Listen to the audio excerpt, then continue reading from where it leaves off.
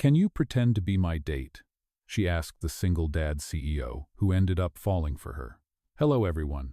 Before we begin today's story, I have a small favor to ask. Please hit subscribe and turn on the notification bell so you never miss our channel's new videos. It's quick, free, and the best way to support us in bringing you more dramatic stories. Your support means the world to us. Where are you watching from? Drop your city or country in the comments below. Thank you very much. Now, let's get back to our main character.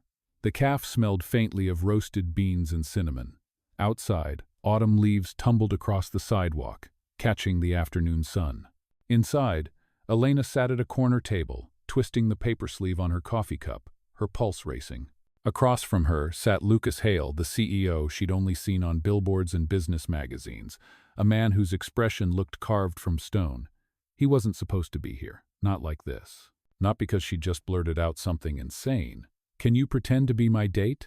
The words hung in the air like fragile glass. She immediately regretted them. Lucas blinked once, slowly, setting down his espresso.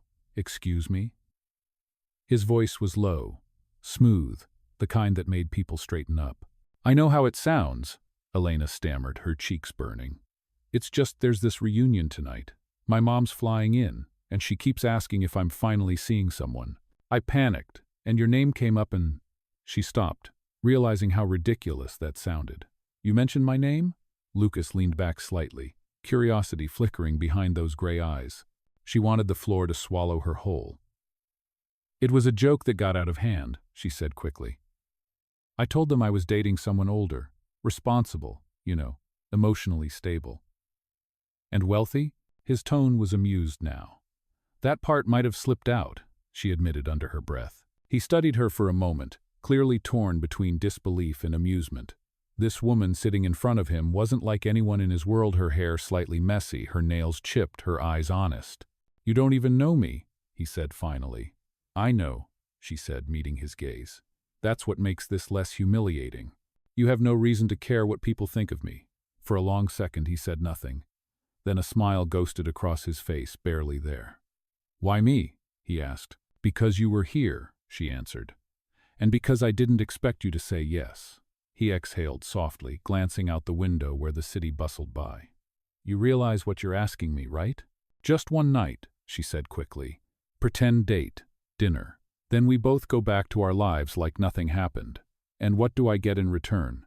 A good deed, she offered hopefully. A chance to do something spontaneous? His lips curved. Not quite a smile, but close. I don't do spontaneous, she sighed. Right. CEOs probably schedule their coffee breaks 3 months ahead. That made him laugh just once, quietly. You're bold, he said. Desperate, she corrected. There's a difference. Lucas looked at her again, longer this time. Something in her eyes reminded him of a part of himself he hadn't felt in years, unpolished, real, a little chaotic. He picked up his coffee, took a slow sip and said, What time's dinner? Elena blinked. You are agreeing? Against my better judgment, he said. But if we're doing this, there will be rules. Rules? I'm a father, he said simply. My son can't know, and you'll have to follow my lead. She nodded so fast she almost spilled her coffee. Yes, absolutely. Anything you say. He arched a brow. Don't make promises you can't keep. The clock above the counter ticked softly as she smiled for the first time that afternoon. Thank you, she whispered. You just saved me from a lifetime of my mother's matchmaking. Lucas stood, adjusting his jacket. We'll see who saved whom, he said, offering his hand. Her heart skipped. The moment their palms met, she felt it something faint, electric, a spark neither of them wanted to admit. Outside, the city kept moving, unaware that two strangers had just signed an unspoken contract, one that would change both their lives forever. The following weekend arrived faster than either of them expected. Elena spent most of Saturday convincing herself that this was still a harmless favor, not the beginning of something she would later regret. She stood in front of the mirror in her small apartment, adjusting the neckline of her borrowed dress. Her best friend, Mia, leaned against the doorway, grinning. You look like you just stepped out of a magazine, Mia teased. For someone who swore she would never date again, you are putting in a lot of effort for a pretend boyfriend. Elena groaned.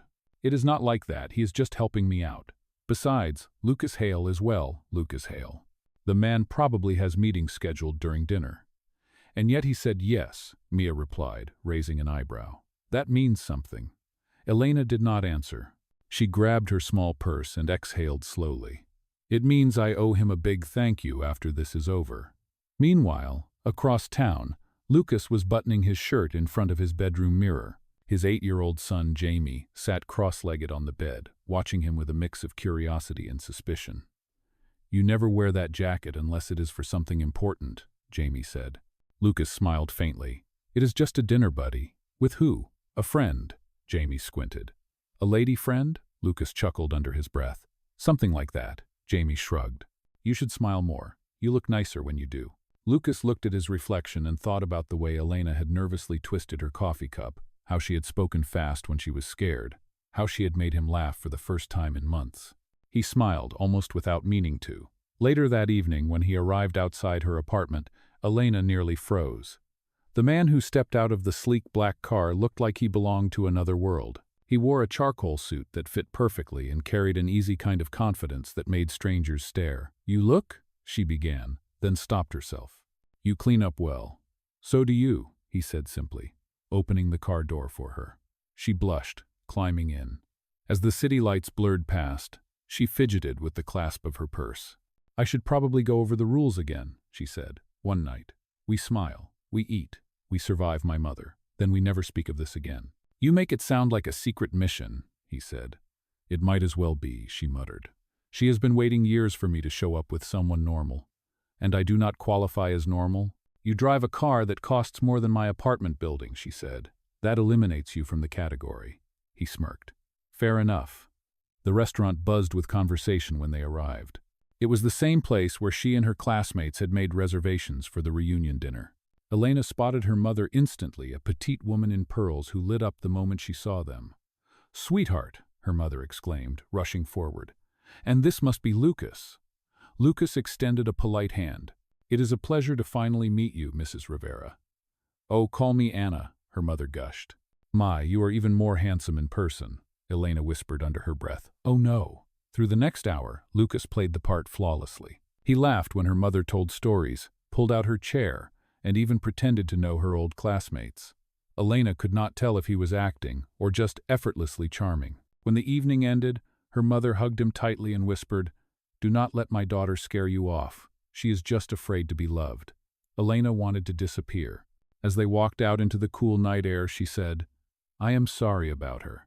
She gets dramatic. I do not mind, Lucas said softly. She is protective of you, that is good. You handled it like a pro. I have handled worse meetings, he replied with a half-smile. For a moment, they stood under the dim streetlight, the sound of distant traffic filling the silence. Thank you, she said quietly. For saving me tonight? You keep saying that, he replied. Maybe I am the one being saved. Before she could respond, his phone buzzed. A text from his assistant. Urgent meeting tomorrow, project board wants answers. He looked up, catching her curious eyes. Work never ends, he said, slipping the phone away. Let me drive you home. She nodded. In the car, neither spoke much, but the silence felt different this time, comfortable, charged with something new. When he stopped in front of her building, she hesitated before stepping out. Good night, Lucas. Good night, Elena. As she closed the door, he watched her walk up the steps, then exhaled slowly, wondering why a pretend date suddenly felt so dangerously real. Monday morning came too early, the kind of gray dawn that made coffee taste stronger and the city seem slower.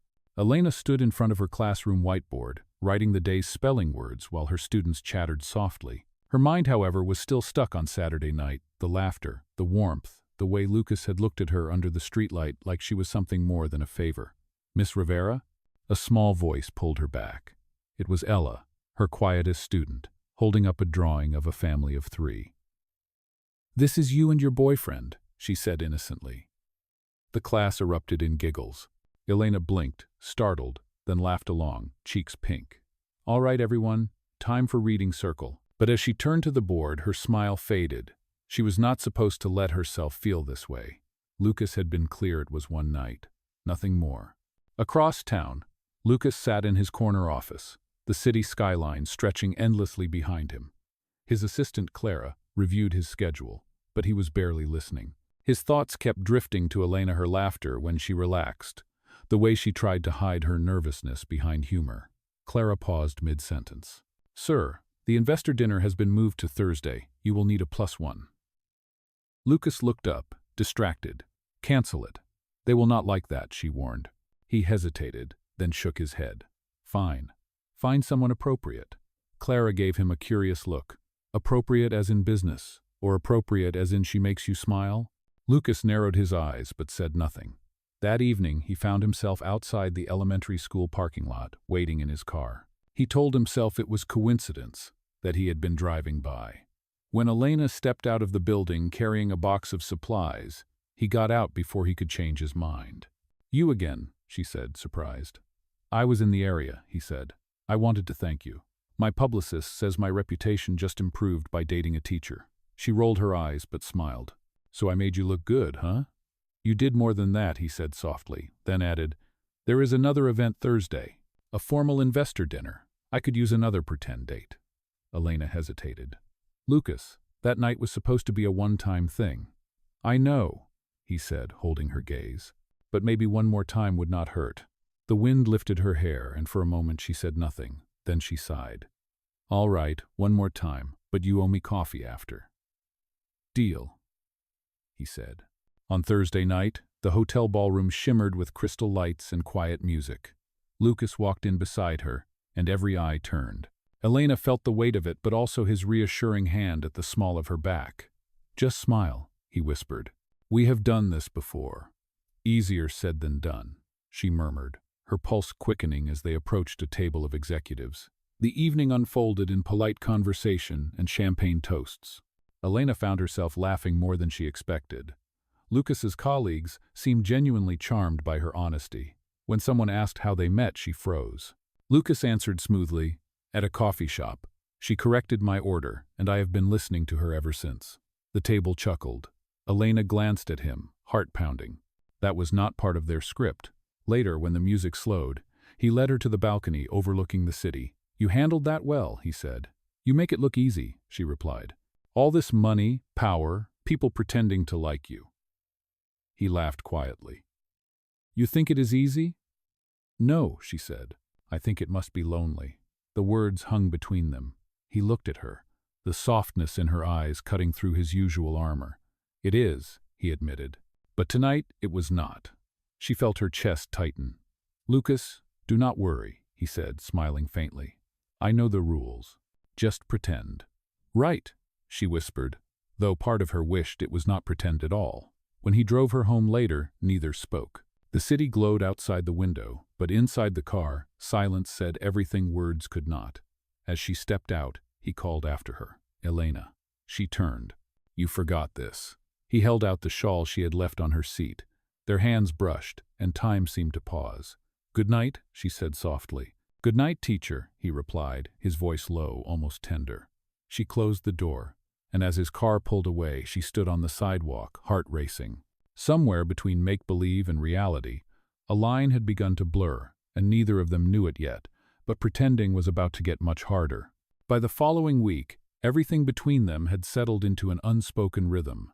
They were still pretending, at least that was what they told themselves, but the lines of that arrangement had grown softer, blurred by small gestures neither wanted to admit meant something.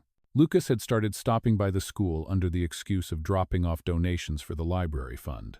The children adored him, especially Jamie, who tagged along and bragged that his dad was friends with the prettiest teacher in the world. Elena tried to keep it professional, but every time she saw Lucas standing at the classroom doorway with that quiet smile, her pulse betrayed her. One Friday afternoon, she found herself sitting across from him in a small coffee shop, the same one where everything had started. "You know," she said, stirring her drink, "people are starting to ask questions. My principal thinks I am seeing someone serious." Lucas leaned back in his chair. "Are you complaining?" "No," she said quickly. "Just trying to remember this is not real." He smiled faintly. "Maybe we are just good at pretending." "Or terrible at boundaries," she countered. The warmth in his eyes made her forget how to breathe. Just then, his phone rang. He glanced at the screen and sighed. Work. I have to take this. As he stood and stepped outside, Elena watched him through the window. The way he spoke, calm and steady, the way people deferred to him, it was easy to forget he was human. But then she saw it. The subtle pinch of stress in his shoulders, the weight he carried even when he smiled. When he came back, she said softly, "You look tired." "Part of the job," he replied. "You ever wish you could just disappear for a day?" "Every Monday," she joked, then grew serious. "You know, Jamie mentioned you have not taken him anywhere lately. Maybe you both need that day off." He looked at her, surprised by how easily she said his son's name, like it belonged in her world too. "You might be right," he admitted. 2 days later, Lucas sent her a message. Asterisk, pack comfortable shoes. Jamie and I are going hiking. You should come. Asterisk. She hesitated before typing back. Asterisk. You sure? Asterisk. His reply came fast. Asterisk. Positive. Asterisk. The next morning, the three of them drove out of the city. The forest air was crisp, the trail lined with pine trees and sunlight flickering through branches. Jamie ran ahead, his laughter echoing, while Lucas and Elena walked behind. "He likes you," Lucas said quietly. "He likes anyone who lets him talk about dinosaurs for an hour," she teased. "No," he said, glancing at her. "It is different with you." She looked away, heart thudding. They reached a clearing overlooking the lake, and Jamie insisted on taking a photo. As the boy aimed the phone at them, Lucas placed his hand gently on Elena's shoulder. The camera clicked, but neither of them moved for a moment after. It felt too natural, too right. Later, as they sat by the water, Jamie skipped stones while Lucas leaned closer and said, "You know this is going to get complicated." "It already is," she said softly. "I was supposed to help you for one night. Now I am hiking with your son." He smiled. "You could quit any time." "Do you want me to?" she asked.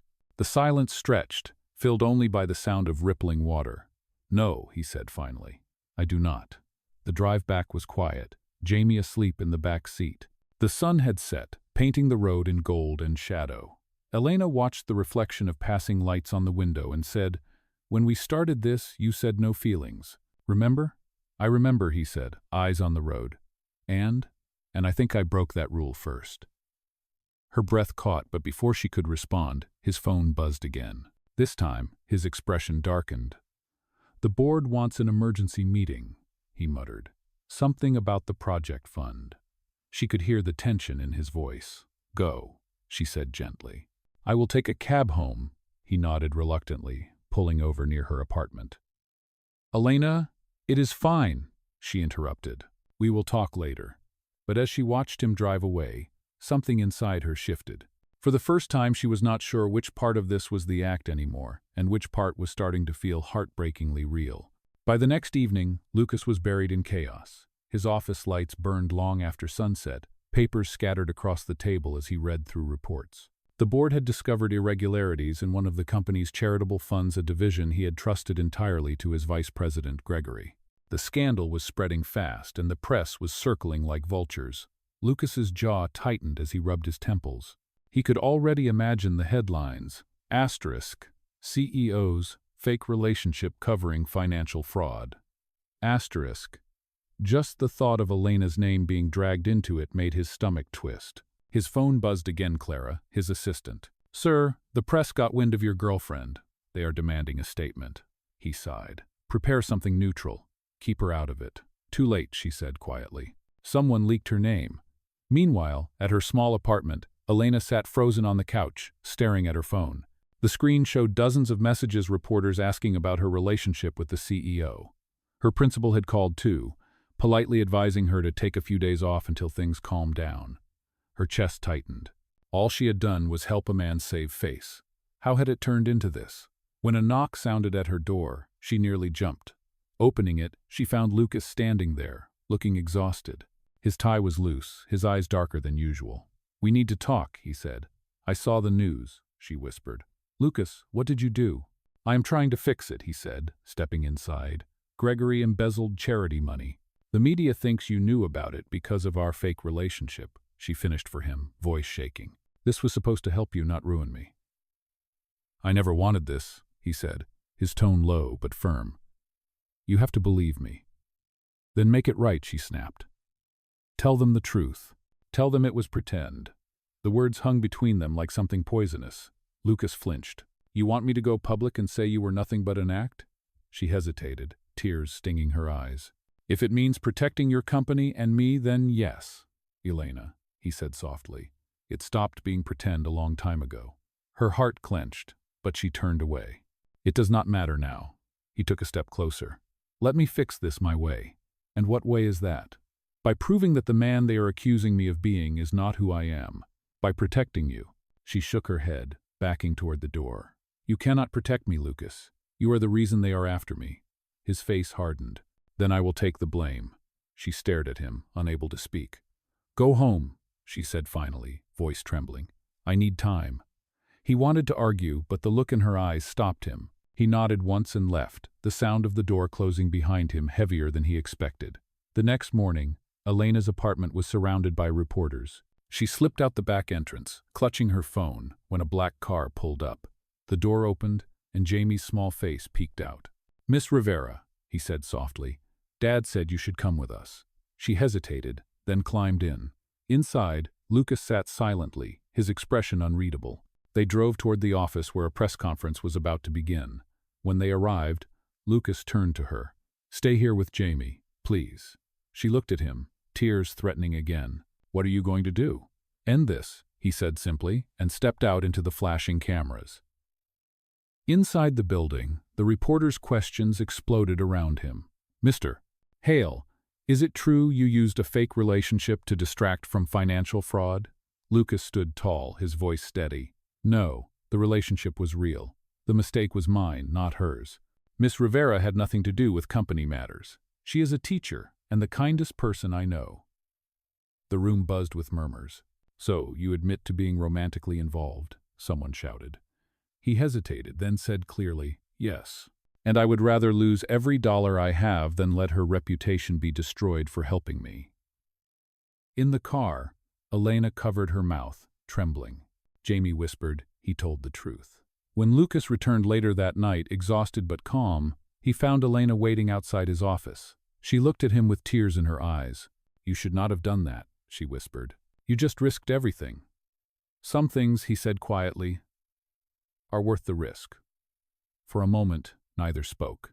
The silence between them felt heavier than ever, but this time, it carried something fragile, like forgiveness, waiting to grow.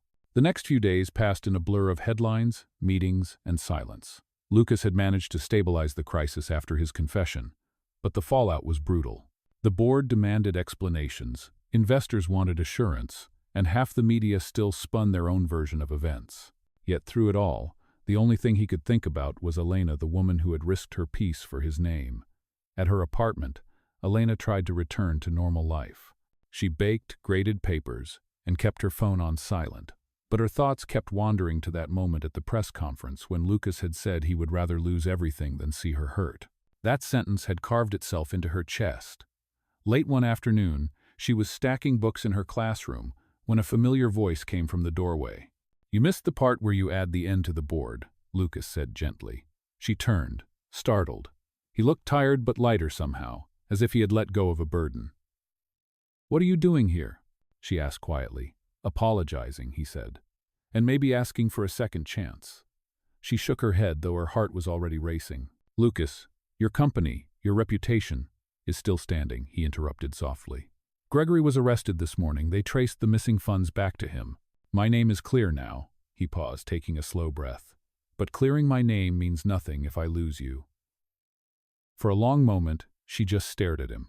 The children's art projects fluttered on the walls behind her, bright and innocent. You do not even know what you are asking, she whispered. Maybe I do, he said, stepping closer. I am asking you to stop pretending. Her eyes softened. Lucas, you once told me this was supposed to be one night, he said, his voice almost a whisper. But every time I tried to walk away, you were there in my head, in my son's stories, in every quiet moment. I do not want this to end as a lie. She swallowed hard, tears threatening. What about Jamie? He already asked if you could come over for dinner tonight, Lucas said with a small smile. He thinks you make better grilled cheese than me. She laughed through her tears. That is not a high bar. He chuckled, and for the first time in weeks, the sound felt easy. Come to dinner, he said. No press, no pretending, no rules, just us. That evening, Elena found herself at Lucas's home again.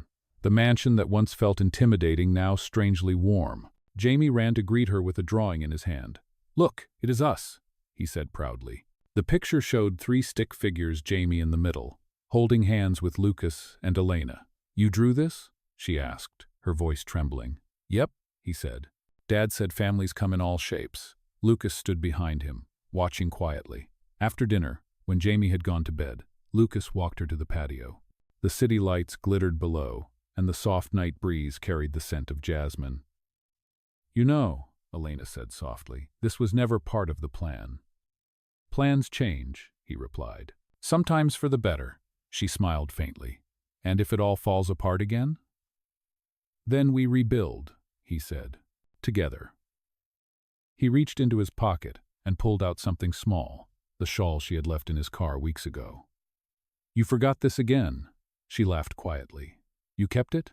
It reminded me of the day you walked into my life and turned everything upside down. Her breath caught as he stepped closer, his voice barely above a whisper. Elena Rivera, you made me believe in something real again. She looked up at him, tears glistening in her eyes. You are sure this is not pretend? He shook his head slowly. Not anymore. He leaned in, and for the first time there was no performance, no audience, just a man and a woman finally choosing honesty. As the city hummed below them, Elena rested her forehead against his and whispered, So this is real. The realest thing I have ever known, he said, and in that quiet, the world outside seemed to disappear, leaving only the promise of something that had started as a lie but found its truth in love. For a while, life began to feel almost ordinary again. Lucas returned to his company, balancing board meetings and school pickups, while Elena continued teaching with a quiet peace she had not felt in months. Every evening they would meet for dinner, sometimes with Jamie, sometimes just the two of them, and the simplicity of it was enough. But peace never lasts long in stories like theirs. One Thursday morning, Lucas was preparing for a presentation when Clara rushed into his office, her expression pale. Sir, Gregory's brother just filed a defamation lawsuit, she said. He is claiming that you destroyed his family's reputation to protect your own. Lucas frowned. That is ridiculous. He went to the press. He is threatening to release emails suggesting you covered the fraud to save your image. Lucas felt a cold weight in his stomach. Those emails are fabricated. I know, Clara said softly, but they sound convincing. Within hours, the story was everywhere. News outlets questioned whether Lucas's confession at the previous press conference had been a distraction. The same journalists who had praised him now demanded more answers. By the time he left the office, cameras were already waiting outside his building. Elena saw the breaking news alert flash on the television in the teacher's lounge. Her heart dropped. She grabbed her phone and called him, but it went straight to voicemail. That evening, when he finally appeared at her door, rain dripping from his coat, he looked defeated. They are saying you lied again, she said quietly. I know. Lucas, you cannot keep taking the blame for everything. This time I did not, he said, his voice tired but firm. But proving that is going to take time. She reached for his hand. You do not have to do it alone. He looked at her then, and something softened in his eyes. I might not have a choice, he said. The board wants me to step down until the investigation clears. Then step down, she said gently. You are more than your title. He gave a short laugh, though there was no humor in it. You sound like my conscience. Maybe I am, she whispered.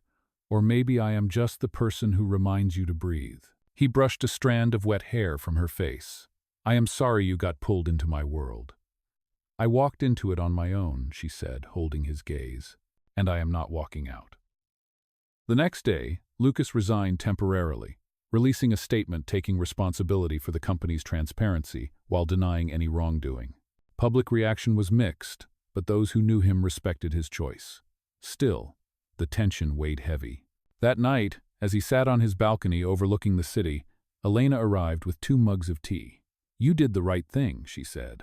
It does not feel that way. Maybe not now, she said, handing him a mug. But integrity always catches up. He smiled faintly. You and your teacher wisdom. It works for 8-year-olds and CEOs, she said. Same principle. He laughed quietly, the first real laugh in days. Then he said, You know, I spent years believing control was the same thing as strength. But you make me realize strength is trusting someone else not to break you. Her eyes softened. And trust is not pretending. He nodded, looking out at the skyline. No more pretending, he said, almost to himself. She rested her head on his shoulder, the sound of the city humming below them. We will get through this, she whispered. Together. Together, he echoed, wrapping his arm around her. For the first time, he let the silence feel safe. Downstairs, Jamie peeked through the window, a mischievous grin on his face. He whispered to himself, finally, and ran to his room to add a new drawing to the family wall, this time with a big red heart around the three of them. Outside, the rain had stopped, the clouds parting just enough for a single bright star to appear, as if the universe itself was quietly agreeing that even after the storm, love had found its way home again. 2 weeks later, the world around them began to quiet. The media frenzy slowly faded as investigators released their findings, clearing Lucas of any wrongdoing. Gregory's brother was charged for tampering with evidence, and the company's reputation began to rebuild under Clara's careful management.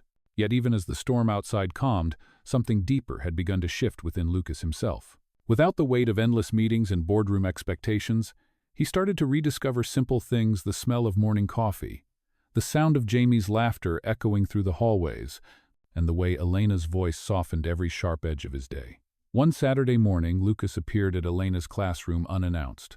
She was tidying up after a volunteer art project with her students. "You are early," she said, smiling as she wiped paint from her hands. "Or late," he replied. "Depends on whether you consider this breakfast or lunch." She laughed softly. "Jamie is with his friends?" "He is," Lucas said, stepping closer. "And I thought maybe I could borrow his favorite teacher for a while." She tilted her head. "Borrow or steal?"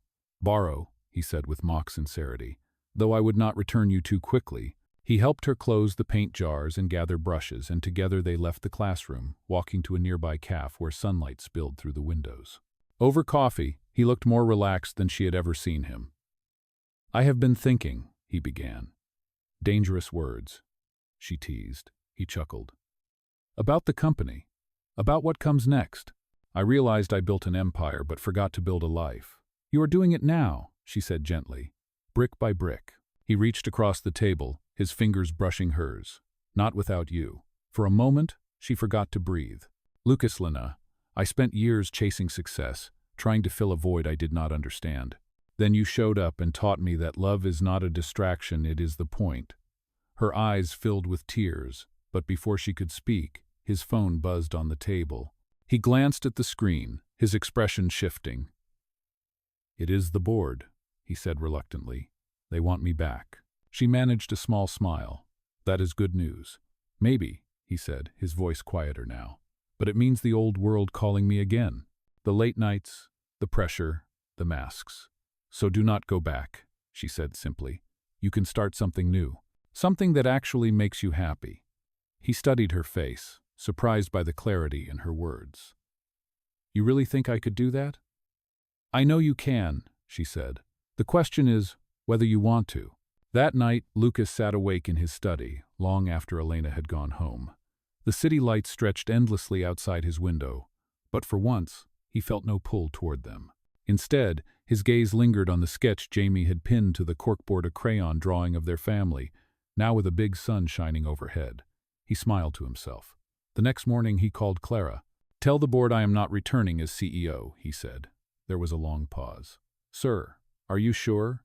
"I am," he said firmly. "Let them run the empire. I am building something else now." The following evening, he arrived at the school again, but this time not with flowers or gifts. He carried a large, rolled-up paper under his arm. "What is that?" Elena asked as he entered her classroom. "A surprise," he said. He unrolled it on the table, a blueprint for a new community center, featuring art rooms, learning spaces, and a children's library. At the top, in bold letters, it read, Asterisk, the Rivera Foundation for Learning and Hope. Asterisk. Elena's eyes widened, her hand covering her mouth. "Lucas, what is this?" "It is a new start," he said softly. "A place where every child can dream, and every teacher like you can keep changing lives. It is what you inspired." Tears filled her eyes. "You named it after me?" After the person who reminded me that success means nothing if it does not help someone else. She stepped closer, her heart swelling. Lucas Hale, you are impossible. So are you, he said, smiling. That is why we work. And as the late afternoon light bathed the classroom in gold, Elena realized that this was not just a grand gesture. It was the moment everything had come full circle. What began as an act of pretending had become something deeply, irrevocably real. The grand opening of the Rivera Foundation arrived on a warm spring afternoon, sunlight spilling through the tall glass windows of the new community center. Children ran across the courtyard with paint-streaked fingers, their laughter echoing off the freshly painted walls. Elena stood by the entrance in a simple ivory dress, her hair swept back, eyes bright with disbelief and pride. Everything around her had grown from one impossible story, a fake date, a lie told to save face, and a love that refused to stay pretend. Lucas stood a few feet away, dressed in a dark blue suit but without the armor of his old life. He was smiling easily, shaking hands with volunteers and parents, his energy calm and open. When his gaze found her across the crowd, he stopped mid-sentence, the noise around them fading to a hum. He walked toward her slowly, the way someone approaches something precious. "You did this," she said softly as he stopped in front of her. "No," he replied, his voice warm. "We did." Behind them, Jamie was tugging at his tie, standing proudly beside a banner that read, Asterisk Grand Opening, the Rivera Foundation for Learning and Hope. Asterisk, he waved at them both. "Mom, Dad, they are about to cut the ribbon." Elena blinked at the word mom, a small laugh escaping her. Lucas only smiled wider. "You heard him," he said, offering his hand. Together, they joined Jamie at the front steps. Cameras flashed, the crowd cheered, and with one clean cut, the ribbon fell away. The applause was loud, but in Elena's heart, there was only stillness, a deep, quiet joy. Later, when the visitors began to leave and the sun dipped low, the three of them sat on the steps of the center. Jamie leaned against Lucas's shoulder, half asleep, clutching the scissors used for the ribbon cutting. "I think he is proud of us," Elena whispered. "He should be," Lucas said. "We built something worth being proud of." She turned to him, her expression soft. "So what now, mister? Former CEO?" He smiled faintly. "Now I learn how to live without pretending. I think I might start with asking you a question." She tilted her head, curious. He reached into his pocket and pulled out a small velvet box. "Elena Rivera," he said quietly, "you walked into my life pretending to be someone's date. Now I cannot imagine a day without you in it. Will you marry me?" Her breath caught. The world seemed to blur, the laughter of children in the distance, the rustle of wind in the trees, the glow of fading sunlight. Tears filled her eyes as she nodded, unable to speak. Lucas opened the box to reveal a simple silver ring, elegant but unpretentious, just like her. As he slipped it onto her finger, Jamie sat up sleepily and asked, "Does that mean we are a real family now?" Lucas smiled at his son, then at her. "We always were," he said. Elena laughed through her tears and leaned in to kiss him. A soft, grateful kiss that carried every unspoken promise between them. The volunteers nearby clapped, cheering, and someone shouted, "To new beginnings." Lucas looked at her, his eyes bright. "The best mistake I ever made," he murmured. "The best one we ever made," she corrected. As twilight settled over the city, the lights of the new foundation flickered on, illuminating the sign above the door. It read, Asterisk the Rivera, Hale Foundation, where every dream finds its start. Asterisk inside, the walls were lined with artwork from the children they had helped, drawings of homes, stars, and families holding hands. Elena looked up at the sign one last time and whispered, "From pretending to forever." Lucas took her hand. "From pretending to forever," he echoed. Together they walked inside, the doors closing softly behind them, leaving the night to cradle a love story that had started with one question and ended with a lifetime of answers.